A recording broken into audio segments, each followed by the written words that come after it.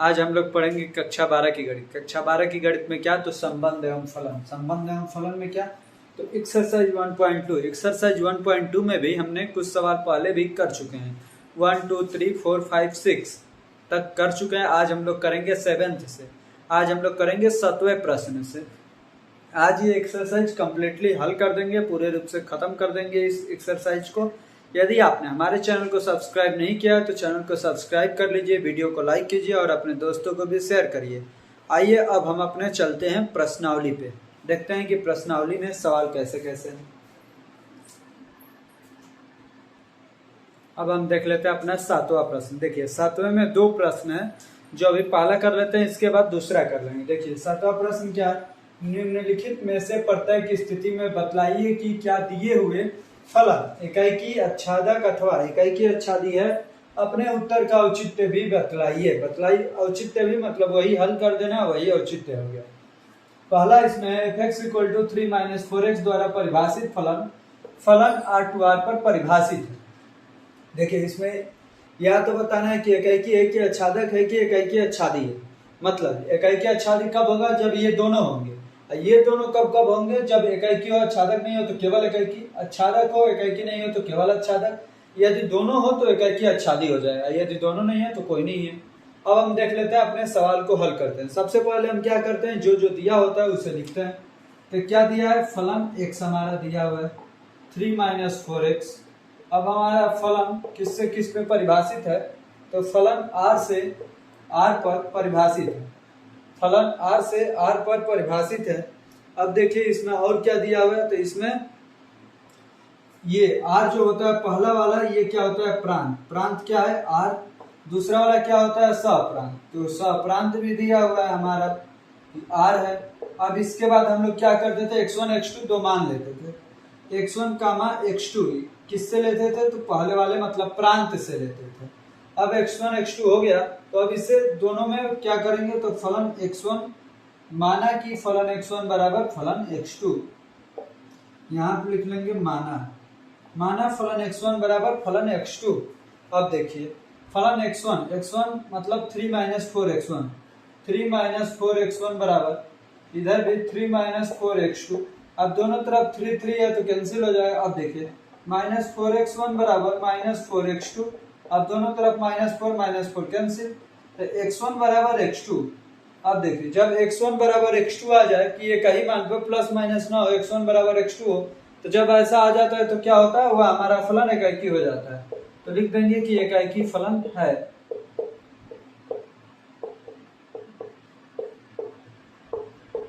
एकाकी फलन है। अब एकाकी तो हो गया, तो अब आच्छादक के लिए देखेंगे। अब आच्छादक को हम लोग कर लेते हैं। देखिए आच्छादक के लिए क्या करना होता है, तो आच्छादक के लिए हमें परिसर निकालना होता है। तो परिसर निकालेंगे तो इसमें जो हम x लिए हुए ये हमारा क्या है, सबसे पहले इसे देख लेते हैं। x हमारा एक रियल नंबर है, r मतलब रियल नंबर। अब देखिए जो ये 3 - 4x दिया हुआ है, इसको लिख लेते हैं। 3 - 4x भी क्या है, ये भी एक रियल नंबर ही है।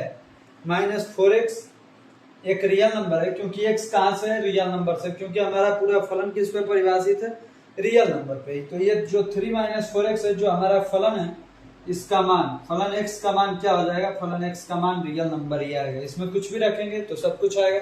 ऐसा नहीं है कि ऋणात्मक नहीं आएगा तो धनात्मक नहीं आएगा तो जीरो नहीं आएगा, जीरो भी आएगा। कब आएगा, जब यहाँ पर रख देंगे क्या, तो 3/4। 3/4 रखेंगे तो 4 से 4 कट जाएगा और 3 - 3 जीरो आ जाएगा। वही जब माइनस में लाना होगा तो 1 रख देंगे तो -4 × 1 -4, और 3 में से -4 जाएगा तो -1। वही प्लस लाना होगा तो इसमें माइनस में वैल्यू रख देंगे, -1 ही रख दिए तो 4 3 7 हो जाएगा। तो यहाँ पर सारे रियल नंबर आ जाते हैं। तो क्या हम लिखेंगे, परिसर = सप्रांत। जो हमारा यह फलन आता है यही हमारा परिसर कहलाता है, यही हमारा परिसर कहलाता है। तो यहाँ पे लिख देंगे परिसर = सप्रांत। परिसर = सप्रांत। जब परिसर और सप्रांत बराबर हो जाते हैं तो हमारा फलन आच्छादक हो जाता है। फलन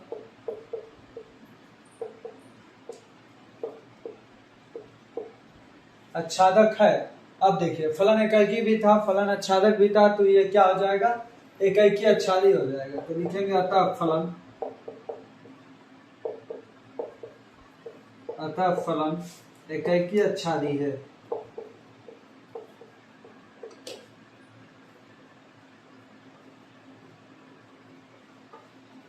अतः फलन एकाकी आच्छादी है। तो ये हमारा 7th का फर्स्ट नंबर हल हो चुका। अब हम लोग कर लेते हैं 7th का ही दूसरा सवाल। देखिए हम लोग पहला तो सवाल कर लिए, उसमें एक ट्रिक होता है, ट्रिक के द्वारा आप लोग डायरेक्टली बता सकते हो। उस ट्रिक को भी लिख लीजिए नोट करके या ट्रिक करके रख लीजिएगा। देखिए नोट करके ही लिख लीजिए। देखिए नोट में आप लोगों को क्या लिखना है, तो नोट में लिखिएगा यदि फलन R से R पर परिभाषित है, यदि फलन हमारा R से R पर परिभाषित हो रेखा का समीकरण हो, यदि फलन R से R पर परिभाषित हो एवं fx एक सरल रेखा का समीकरण हो, fx एक सरल रेखा को निरूपित करता हो, सरल रेखा को निरूपित करता हो। सरल रेखा क्या होता है, ये लिख लीजिए। सरल रेखा का समीकरण क्या होता है, तो mx प्लस सी, आप लोगों ने पढ़ा होगा y बराबर mx प्लस सी। तो ये होता है सरल रेखा का समीकरण। अब यहाँ पर आप m की जगह mx प्लस सी, सी जो होता है अचर पद होता है, जो m होता है x का गुणांक होता है। तो यहाँ पर आपको जो फलन होगा, फलन कैसा मिलेगा, फलन x equal to mx plus C मिल सकता है। फलन x इक्वल टू क्या मिलेगा, mx प्लस सी। यहाँ पर केवल क्या शर्त रखनी है कि m और c दोनों रियल नंबर, m और c दोनों कहाँ से आते हो, रियल नंबर मतलब वास्तविक संख्याओं से आते हो। जब R2R पर परिभाषित हो तो ये mx, m और c भी रियल नंबर ही होंगे। अब जो यहाँ पर m है ये हमारा 0 के बराबर नहीं होना चाहिए। जो m है ये 0 के बराबर नहीं होना चाहिए, क्योंकि 0 के बराबर हो जाएगा तो ये हमारा सरल रेखा का समीकरण ही नहीं होगा। तो जब ऐसा होगा तो जो हमारा फलन fx आएगा ये एकाकी आच्छादी होगा, मतलब एकाकी भी होगा और आच्छादक भी होगा, इसीलिए एकाकी आच्छादी होगा। एकाकी आच्छादी होगा, जो हमारा फलन आएगा वो एकाकी आच्छादी होगा। तो ये हो गया हमारा, ये ट्रिक लिखना था, ये ट्रिक आपने लिख लिया। अब हम कर लेते हैं 7वें का दूसरा प्रश्न। अब हम लोग 7वें का दूसरा कर लेते हैं। देखिए क्या है, fx 1 प्लस एक्स स्क्वायर द्वारा परिभाषित फलन R से R पर परिभाषित है। ऊपर वाला सेम है, केवल इसमें ये फलन हमारा चेंज हुआ है। तो इसमें भी क्या करते हैं, सबसे पहले जो हमारा दिया हुआ है क्वेश्चन में उसे लिख लेते हैं। 1 प्लस एक्स स्क्वायर फलन हमारा कहाँ से कहाँ तक परिभाषित है, R से R पर परिभाषित है। तो प्रांत क्या हो जाएगा, प्रांत हमारा पहला वाला ही R हो जाएगा। उसके बाद से परिसर नहीं, सप्रांत, सप्रांत क्या होगा, तो बाद वाला हो जाएगा। बाद वाला क्या है, R है, तो सप्रांत भी हमारा R हो जाएगा। अब क्या करते हैं, x1 x2 लेते हैं दो मान, कहाँ से, तो ये पहले वाले में से प्रांत से लेते हैं। अब देखिए जब ऐसा हो गया तो उसके बाद से लिखते हैं माना फलन x1 इक्वल टू फलन x2। अब x1 कैसे, तो यहाँ पर ये फलन लिख देंगे 1 प्लस x1 का स्क्वायर, 1 प्लस x2 का स्क्वायर, दोनों तरफ 1 1 है, कैंसिल हो जाएगा। अब x1 का स्क्वायर इक्वल टू x2 का स्क्वायर, और आप लोग ये शुरू से ही पढ़ते आ रहे हैं कि जब ऐसा हो तो x1 बराबर प्लस माइनस x2 हो जाता है, कि a स्क्वायर बराबर b स्क्वायर हो तो a बराबर प्लस माइनस b। तो x1 बराबर प्लस माइनस x2, तो x1 प्लस मान पे भी x2 के बराबर होगा और माइनस मान पे भी x2 के बराबर होगा, इसलिए ये हमारा फलन एकाकी फलन नहीं है। तो यहाँ पे लिख देंगे कि एकाकी फलन नहीं है, एकाकी फलन नहीं, लिख दिए कि एकाकी फलन नहीं है। तो ये हमारा एकाकी वाला हो गया। अब तो ये कंफर्म हो गया कि एकाकी आच्छादी नहीं होगा। अब हो सकता है कि आच्छादक कहीं हो जाए, तो आइए उसको भी चेक कर लेते हैं। आच्छादक के लिए क्या करना होता है, तो आच्छादक के लिए हमें परिसर निकालना होता है। आइए परिसर निकालते हैं। सबसे पहले इसमें जो x है वो कहाँ से है, तो हमारा रियल नंबर से है। तो इसके बाद क्या करना है, तो जो एक्स स्क्वायर होगा ये क्या होगा, एक्स स्क्वायर रियल नंबर होगा, तो नहीं होगा। क्यों, क्योंकि माइनस वाली संख्या भी पॉजिटिव हो जाएंगी। तो एक्स स्क्वायर क्या हो सकता है, तो ये हो सकता है 0 से लेकर के 0 को लेना है, तो 0 की तरफ बड़ा वाला ब्रैकेट, 0 से लेकर के इनफाइनाइट तक, इनफाइनाइट की तरफ छोटा वाला क्वेश्चन। अब जब इसमें 1 जोड़ देंगे तो इनफाइनाइट में तो कोई चेंजिंग नहीं होगा, क्योंकि इनफाइनाइट में कितना भी जोड़ा जाए कितना भी घटाया जाए, इनफाइनाइट अनंत के मान में कोई परिवर्तन नहीं होता है। अब देखिए जब इसमें 1 जोड़ेंगे तो इनफाइनाइट में तो कोई चेंज नहीं, लेकिन 0 बढ़ के 1 हो जाएगा, तो क्या होगा अब 1 टू इनफाइनाइट, 1 से इन्फिनिटी तक 1 प्लस एक्स स्क्वायर का मान हो जाएगा। तो जो हमारा परिसर आया, परिसर क्या होगा, तो परिसर हमारा हो गया 1 से लेकर इनफाइनाइट तक, और जो सप्रांत है वो रियल नंबर है, तो ये क्या हो जाएगा, सप्रांत डज नॉट इक्वल टू परिसर, सप्रांत हमारा परिसर के बराबर नहीं है, सप्रांत परिसर के बराबर नहीं है। जब ऐसा हो जाता है तो फलन आच्छादक नहीं है।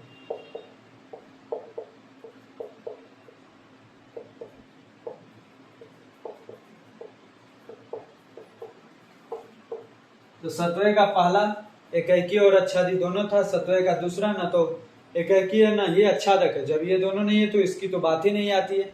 ये हमारा 7th नंबर सवाल कंप्लीटली हल हो चुका है। अब हम लोग कर लेते हैं 8 नंबर सवाल।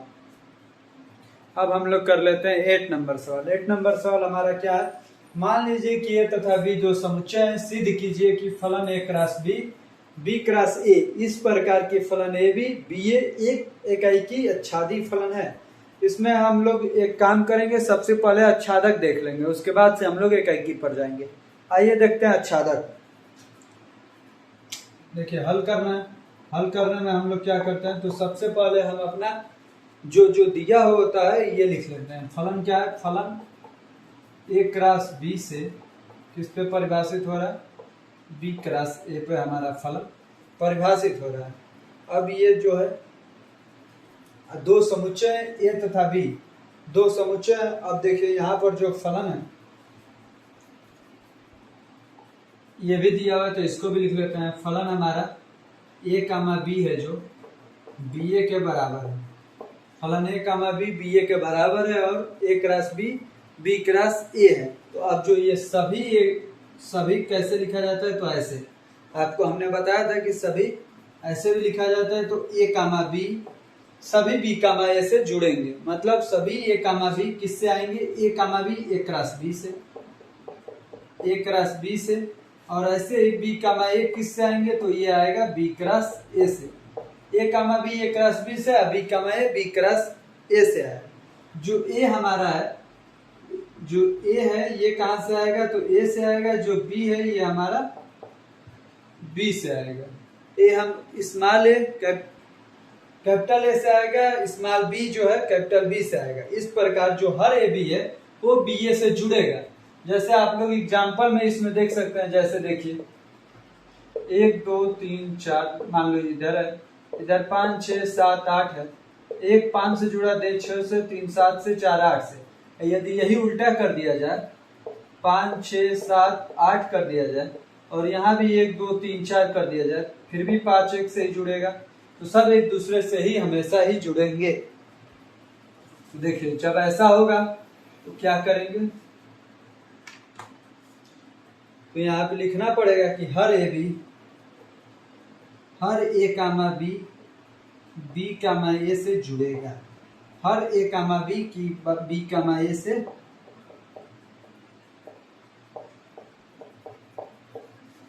जुड़ेगा। जब ये जुड़ने लगेगा तो जो परिसर है हमारा सहप्रांत के बराबर हो जाएगा। सेकेंड वाला जो होता है यही सहप्रांत होता है ना। तो जो परिसर है हमारा, परिसर भी बी क्रॉस ए होगा, बी का कार्तीय गुणन ए से, और सहप्रांत भी यही होगा। तो जब परिसर और सहप्रांत बराबर हो जाते हैं तो क्या होता है, फलन आच्छादक हो जाता है। क्या लिखेंगे कि फलन आच्छादक है। जब फलन आच्छादक हो गया तो अब किसकी बारी है, अब एकैकी के बारे में है। तो हम लोग क्या करेंगे, तो यहाँ पे लिखेंगे हर बी कामा ए, हर बी कामा ए किससे जुड़ेगा, बी, हर बी कामा ए के लिए एक ही ए कामा बी भी होगा। हर बी कामा ए के लिए एक ही ए कामा बी से जुड़ेगा।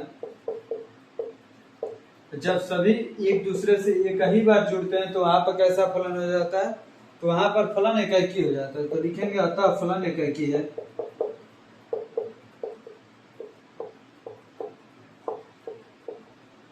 अतः फलन एकाकी है।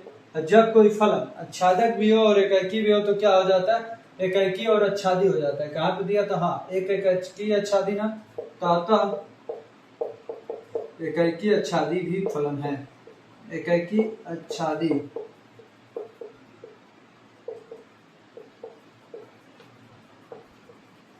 अतः एकाकी आच्छादी है। तो ये हमारा 8 नंबर क्वेश्चन कंप्लीटली हल हो चुका। अब हम लोग कर लेते हैं 9th नंबर सवाल, इसके आगे वाला। अब हम लोग कर लेते हैं अपना 9th नंबर सवाल। देखिए क्या है, मान लीजिए कि समस्त स्मॉल एन कैपिटल एन मतलब नेचुरल नंबर। तो जो सवाल में हमारा एन है ये कहाँ से आता है, प्राकृतिक संख्या से आता है। के लिए फलन n n+1/2 यदि n विषम है, n/2 यदि n सम है, द्वारा परिभाषित एक फलन जो n से n पर ही परिभाषित है। बतलाइए कि क्या फलन एकाकी आच्छादी है।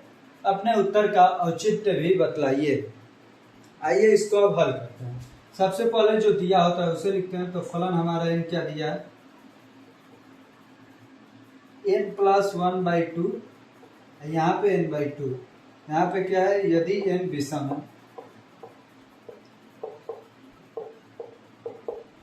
यदि n विषम है, फिर से यदि n सम है।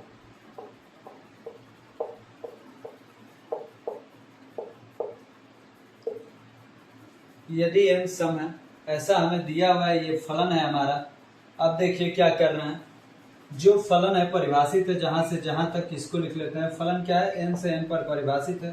तो जो हमारा n होगा ये प्राकृत संख्या होगी, ये हमारी प्राकृत संख्या होगी। जो स्मॉल n है ये कहाँ से है, ये स्मॉल n से आता है हमारा।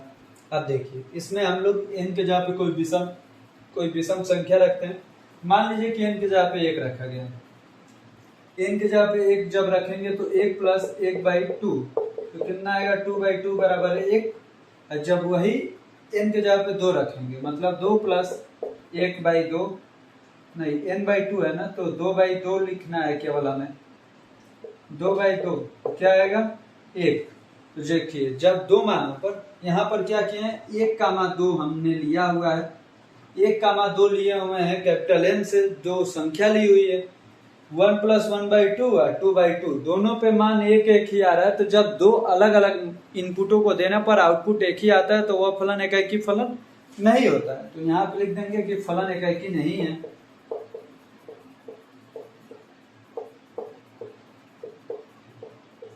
फलन एकाकी नहीं है। जब हमारा फलन एकाकी ही नहीं है तो एकाकी आच्छादी भी नहीं होगा। तो लिख देंगे इसलिए फलन n एकाकी आच्छादी नहीं है।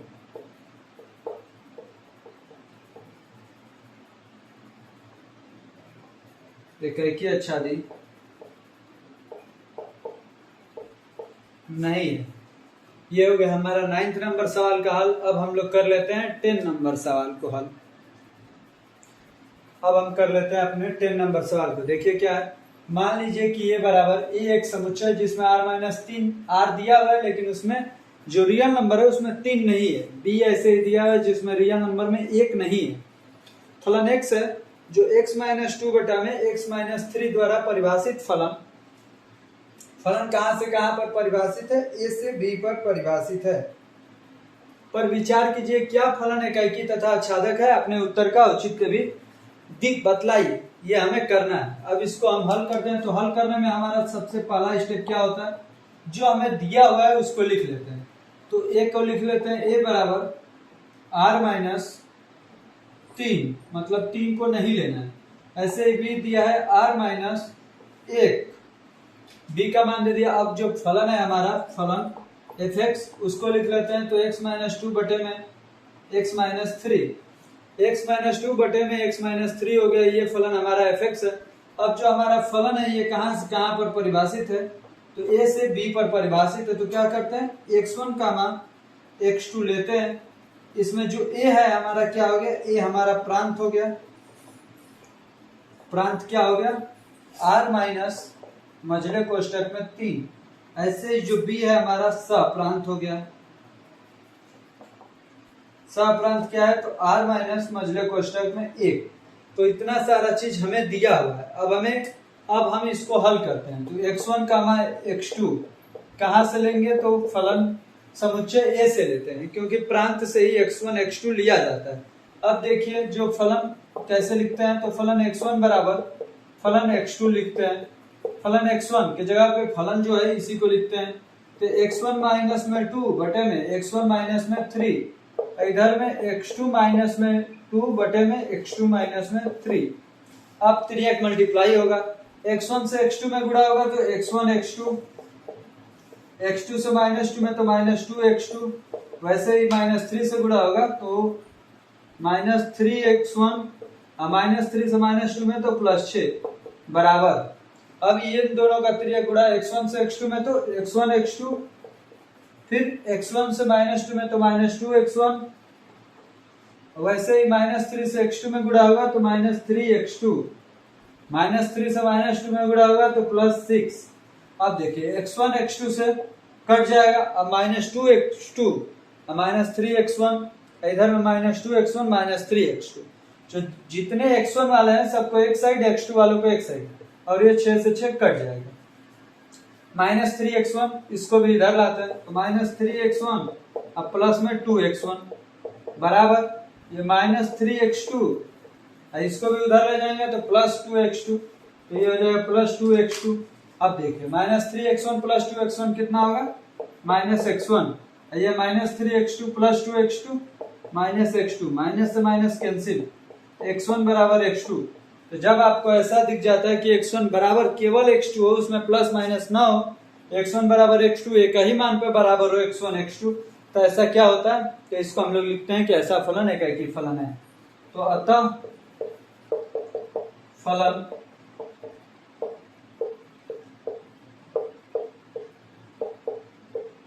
एकाकी फलन है। तो हमने एकाकी फलन प्रूफ कर दिया। अब हम लोग कर लेते हैं परिसर निकालने के लिए, मतलब आच्छादक प्रूफ करने के लिए, तो उसको इसके आगे हल कर लेते हैं। तो उसमें हमें ये नहीं चाहिए, अच्छा सॉरी ये चाहिए था, मिट गया, चलो फिर से लिख देंगे, क्या दिक्कत है। देखिए प्रांत इसमें क्या है, प्रांत हमारा है r माइनस मझले कोष्ठक में 3, सप्रांत कितना है, सप्रांत भी यही है, लेकिन इसमें क्या नहीं है, इसमें 1 नहीं है, प्रांत में 3 नहीं है। अब इसको हम लोग हल करते हैं। देखिए तो जो इसमें x है वो कहाँ से आया है, तो x हम लोग a से है, x कहाँ से है, a से है। अब इसमें जो हम लोग परिसर निकाल लेंगे वो जो फलन है उस पे निकालेंगे। तो देखिए जो x-2 बटा x-3 है, हम लोग इसे ऐसे लिख सकते हैं ना, x-2 x-3, तो 3 को कैसे लिख सकते हैं, तो x-2, ये x-2 माइनस में 1 लिख सकते हैं x-3 को, यानी तो ऊपर वाले को बदलिए, नीचे वाले को नहीं। -2 को क्या लिख सकते हैं, तो x-3 + 1, नीचे में x-3। तो जब एक बार इसके बटे इसको करेंगे तो 1 हो जाएगा, और इसके बटे करेंगे तो वो ऐसे ही रह जाएगा x-3। देखिए ये क्या मिल गया, 1 + 1/x-3। तो ये हमारा क्या हुआ, इसमें परिसर इसी के थ्रू निकालना है हमें। तो परिसर fx का मान क्या लिख सकते हैं, fx बराबर या तो ये लिखिए या तो ये लिखिए, क्योंकि दोनों एक दूसरे के बराबर है। हम लोग इसे लिखते हैं 1 + 1x-3, उसे मिटा लेते हैं क्योंकि आप लोग समझ चुके हैं। देखिए जब फलन x a से आएगा तब यहाँ पर क्या होना चाहिए, x का मान कभी भी 3 के बराबर नहीं होना चाहिए। x का मान 3 के बराबर नहीं होना चाहिए, क्योंकि 3 रखेंगे तो 3 - 3 0, ऐसा संभव नहीं है कि हर में 0 हो जाए, तो ऊपर में संख्या ही नहीं रह पाएगा, 3 हो जाएगा। तो इसमें क्या लिखेंगे, x का मान 3 नहीं होना चाहिए, मतलब x-3 = 0 नहीं होना चाहिए। जब x-3 = 0 नहीं होना चाहिए, और ये आता कहाँ से है, रियल नंबर से ही आता है x-3। x-3 हमारा रियल नंबर से ही आता है, और x-3 का मान हमारा 0 नहीं होना चाहिए। x-3 का मान यदि 0 हो जाएगा तो हमारी फ्रैक्शन ही गलत हो जाएगी। तो 1/x-3 ये क्या होगा, तो ये भी एक रियल नंबर ही होगा 1/x-3। और जो x-3 है वो 0 के बराबर नहीं होगा, इसे x-3 को बटे में भी लिखेंगे तो रियल नंबर ही होगा, इसको भी बटे में लिखेंगे तो इसका मान भी 0 नहीं आएगा। 1/x-3 को जब बटे में लिखेंगे तो 0 नहीं आएगा, क्योंकि ये जब 0 होगा तभी 0 होगा। यहाँ पर कोई भी नंबर लिखेंगे माइनस प्लस तो कुछ ना कुछ नंबर ही आएगा, कभी भी ये 0 नहीं आएगा। अब यहाँ पर आप लोग एक नोट लिख लीजिएगा। नोट क्या लिखेंगे कि यदि a रियल नंबर से आता हो, यदि a रियल नंबर से आता हो तो 1/a भी रियल नंबर से आना चाहिए, और यहाँ पर रियल नंबर में 0 नहीं होना चाहिए। 1/a में 0 हमें नहीं लेना है। 1/a का मान रियल नंबर तो आएगा, लेकिन ये कभी भी इसमें 0 नहीं आ पाएगा। क्यों? क्योंकि a का मान ये 0 नहीं होना चाहिए। a का मान does not equal to 0, a का मान 0 हो जाएगा तो ये हमारा गलत हो जाएगा। अब इसमें हमें क्या करना है, तो इसको लिख लेते हैं इधर वाला मिटा करके, क्योंकि सप्रांत तो आप लोग देख ही रहे हैं क्या है। यहां पर लिखते हैं अब 1 + 1/x-3, ये क्या है, रियल नंबर, और इसमें एक भी नहीं आना चाहिए, क्योंकि अब हम परिसर की बात करने लगे। ये तो लिख लिए थे, लेकिन परिसर किससे आता है, तो परिसर सप्रांत से आता है। सप्रांत में एक हमारा नहीं आना चाहिए। अब इसमें जो परिसर हमारा होगा, परिसर आया जो संबंध से r माइनस में 1, r माइनस में 1 हमारा परिसर आ गया fx इक्वल टू, तो यहाँ पे परिसर भी यही है, सप्रांत भी यही है, तो लिख लेंगे परिसर इक्वल टू सप्रांत। परिसर इक्वल टू सप्रांत कैसे यहाँ पर -1 हो गया, तो ये देखिए, यदि आपको यहाँ पे नहीं समझ आ रहा होगा कि कैसे -1 हो गया, तो देखिए x-3 किससे है, रियल नंबर से है ना, x-3 रियल नंबर से, तो 1/x-3 की जगह पे हम लोग रियल नंबर ये हो गया, तो जब ये जो 1 है 1 को इधर भेज देंगे तो ये -1 हो जाता है। इसलिए ये पूरे का संबंध r-1 हटा के हो गया, क्योंकि यहाँ पर -1 लिख देंगे तो ये पूरा पद भी 0 हो जाएगा, और इसे हमें 0 नहीं करना है। क्योंकि देखिए इसका मान यदि 1 आ जाए कभी, मान लीजिए 4 रखे तो 4 - 3 1, 1/1 0, तो यहाँ पर 1 आएगा, तो 1 आएगा, तो यहाँ पर यदि -1 रख देंगे तो 1 गड़बड़ हो जाएगा। इसीलिए यहाँ पर परिसर सप्रांत के बराबर आ गया। आप लोग ऐसे ही लिख लीजिएगा जैसे हमने लिखा हुआ। ये सवाल थोड़ा सा आप लोगों को टफ लग रहा होगा, इसलिए जैसे मैंने लिखा है वैसे लिख लीजिएगा। परिसर सप्रांत के बराबर है, मतलब जो हमारा फलन है वो आच्छादक भी है।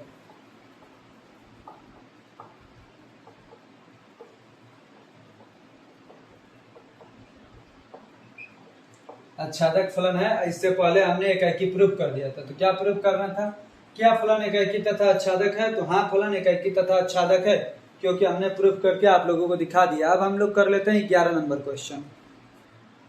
अब हम कर लेते हैं अपना 11 नंबर क्वेश्चन। देखिए क्या है, मान लीजिए कि फलन r से r पर परिभाषित है, और जो फलन दिया हुआ है x का पावर 4 है द्वारा परिभाषित है।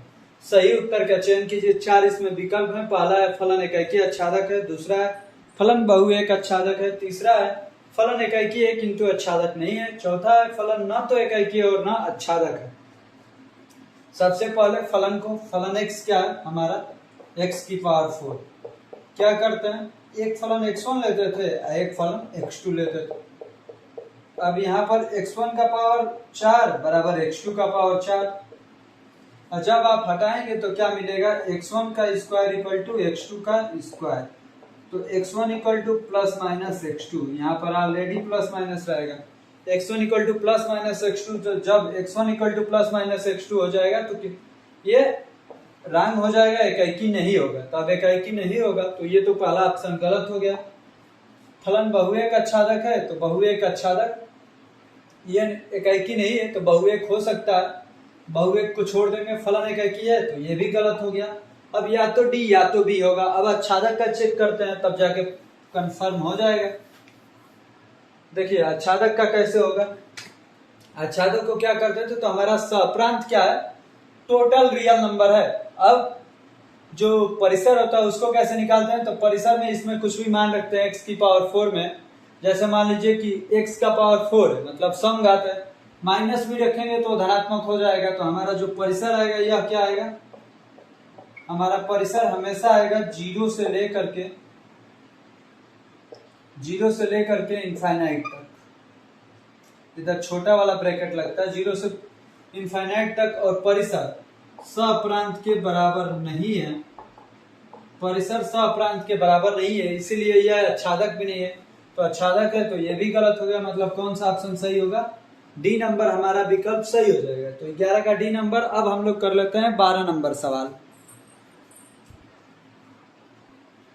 अब हम लोग कर लेते हैं इस प्रश्नावली 1.2 का लास्ट सवाल, 12 नंबर सवाल। ये कौन सा सवाल है, 12 नंबर है सवाल। क्या, मान लीजिए कि फलन r से r पर परिभाषित है, फलन x इक्वल टू 3x द्वारा परिभाषित है, सही उत्तर का चयन कीजिए। तो फलन x इक्वल टू 3x मतलब हमने अभी बताया था कि जब भी फलन mx इक्वल टू c हो, मतलब सरल रेखा का समीकरण हो, mx प्लस c, इसमें c 0 हो सकता है लेकिन m कभी भी 0 नहीं हो सकता, इसीलिए वहां पर लिखा गया था m does not equal to 0। तो जब भी सरल रेखा का समीकरण होगा तो फलन एकाकी भी होगा और आच्छादक भी होगा। तो कौन सा, ये हो जाएगा ए नंबर सही, फलन एकाकी आच्छादक है।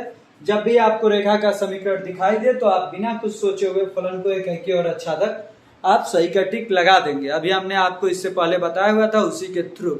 अब ये हमारा चैप्टर प्रश्नावली 1.2 खत्म होता है। अब इसका अगले चैप्टर में प्रश्नावली 1.3 को पढ़ने से पहले फलनों का संयोजन करना हम सीख लेंगे, उसके बाद से प्रश्नावली 1.3 को स्टार्ट करेंगे। बाकी धन्यवाद आपका अंत तक बने रहने के लिए। अब हम यदि आपने चैनल को सब्सक्राइब नहीं किया है तो चैनल को सब्सक्राइब कर लीजिए, वीडियो को लाइक कीजिए और शेयर भी कीजिए। और हम जो भी प्रश्नावली 1.2 है इसको हम एक ही वीडियो में मर्ज करके एक ही वीडियो बना देंगे, थोड़ा सा लंबा होगा। यदि आप एक ही वीडियो को देखना चाहते हैं तो एक ही वीडियो देख सकते हैं। ऐसे मैंने इसका सारा प्लेलिस्ट, इससे पहले के भी क्वेश्चनों का प्लेलिस्ट अपने चैनल पे अपलोड किया हुआ है, वहां से आप जाकर के सारे वीडियो को देख सकते हैं। धन्यवाद आपको अंत तक बने रहने के लिए।